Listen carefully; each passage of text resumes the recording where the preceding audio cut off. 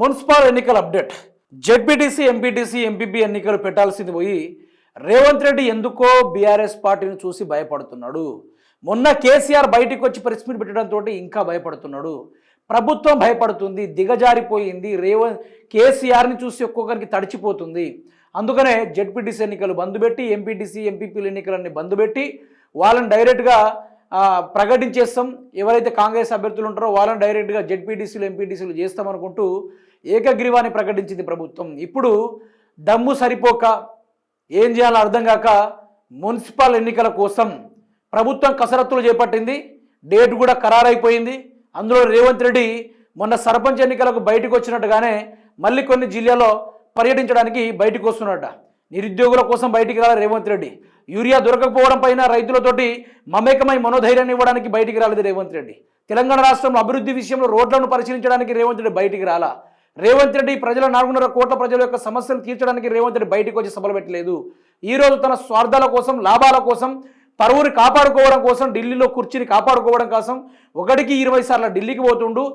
కాదంటే మళ్ళీ ఊర్లలోకి వచ్చి సభలు పెడుతున్నాడు. ఒకసారి చూసుకునే ప్రయత్నం చేద్దాం మిత్రులారా. మున్సిపల్ ఎన్నికలు ముందు 9 జిల్లాలో రేవంత్ రెడ్డి బహిరంగ సభలు. ఫిబ్రవరి 3 నుండి 9 వరకు 9 జిల్లాలో బహిరంగ సభలు. ఫిబ్రవరి 3న మహబూబ్నగర్లో రేవంత్ రెడ్డి తొలి బహిరంగ సభ పెట్టబోతున్నట్టుగా తెలియబోతున్నది. అదేవిధంగా రేవంత్ రెడ్డి గారు బ్రహ్మాండంగా ఇక తిరగడం మొదలు పెడతారు. మీకు ఇంకోటి చెప్పడం మర్చిపోయినా, అయితే లేటెస్ట్గా ప్రభుత్వం అప్డేట్ చేసింది ఏంటంటే, ఈ మున్సిపల్ ఎలక్షన్స్ అప్డేట్ ఏంటంటే జనవరి 16న షెడ్యూల్. జనవరి 18 నుంచి 20న నామినేషన్ ఎవరైనా వేసుకోవచ్చు. జనవరి 21 పరిశీలన చేస్తారు. ఇక జనవరి 23న ఉపసంహరించుకునేటోళ్ళు ఉపసంహరించుకోవచ్చు. జనవరి 24న గుర్తులు ప్రకటించేస్తారు. జనవరి 25న ప్రచారం మొదలు పెట్టుకోవాలి. ఫిబ్రవరి 1న ముగింపు చేసుకోవాలి. ఫిబ్రవరి 3న పోలింగ్ చేసుకోవాలి. ఫిబ్రవరి 6న కౌంటింగ్ ఉంటుంది. పోలింగ్ అయిపోయిన తర్వాత 6వ తారీఖు కౌంటింగ్ పెట్టారు. ఈ కౌంటింగ్లో మరి ఎవరు గెలుస్తారు, ఎవరి విజయం ఖరారైతుంది, మరి ఆనాడు కూడా ప్రభుత్వానికి ఏమైనా జరగకుండా పోతుందా? మరి సడన్గా ఈ జెడ్పీటీసీలు అదేవిధంగా ఎంపీటీసీలు అదేవిధంగా ఎంపీపీల ఈ లొల్లేడు పోయింది. రేవంత్ రెడ్డి ఎందుకని డైరెక్ట్గా ఈ మున్సిపల్ ఎన్నికల్ని కండక్ట్ చేస్తూ ఉన్నాడు అంటే బీఆర్ఎస్ పార్టీ తోటి భయపడుతుందా? బీఆర్ఎస్ పార్టీ తోటి మన యనుమల రేవంత్ రెడ్డి భయపడుతున్నాడా అనేది ఇక్కడ క్లియర్గా తెలుసుకోవాలంటే 100% బీఆర్ఎస్ పార్టీ అంటే ప్రభుత్వానికి తడిచిపోతుంది, భయపడతా ఉన్నారు. ఎవరు కూడా దమ్ము సరిపోవడం లేదు. ఏ ఒక్కరు కూడా నిలబడి డైరెక్ట్గా చెప్పలేకపోతున్నారు.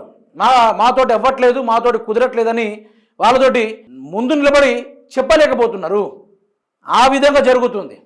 ఆ యొక్క వ్యవహారం కొనసాగుతూ ఉంది. ఆ యొక్క పరిపాలన ఆ విధంగా ఉంది రేవంత్ రెడ్డిది. అందుకని ప్రజలు కూడా చీకొట్టడానికి సిద్ధంగా ఉన్నారు. ఇప్పుడు కూడా మళ్ళీ ఈ యొక్క మున్సిపల్ ఎలక్షన్స్ వస్తున్నాయి. ఇక్కడ కూడా బ్రహ్మాండమైన అధికారము. ప్రజలు ఓటేస్తే ప్రజలకు కానీ, లేకుంటే అది ఎవరైనా ఓట్లేసేటోళ్ళకు ఒకటే నేను చెప్పేది ఏంటంటే, ఈ మున్సిపల్ ఎలక్షన్లే కాదు, రేవంత్ రెడ్డి జెడ్పీటీసీ ఎన్నికలు పెట్టినా కూడా రేవంత్ రెడ్డి సుక్కలు పడతాయి. ఇప్పుడు వస్తారు కదా మనుషులు తీసుకొచ్చి పర్యటిస్తారు కదా, ఆ పర్యటించే కార్యక్రమంలో రేవంత్ రెడ్డికి భారీ అంటే భారీ ఘోర అవమానం తగలబోతుంది, బాధ్యతగా తగలబోతుంది. మీరే చూడండి ఇక ఎట్లా ఉండబోతుందో ఈ యొక్క మున్సిపాలిటీ ఎన్నికల్లో ఏం జరగబోతుందో, ఏ కథ జరగబోతుందో మీరు చూద్దురు. బ్రహ్మాండమైన ఎంటర్టైన్మెంట్ మీకు దొరకకుండా పోదు.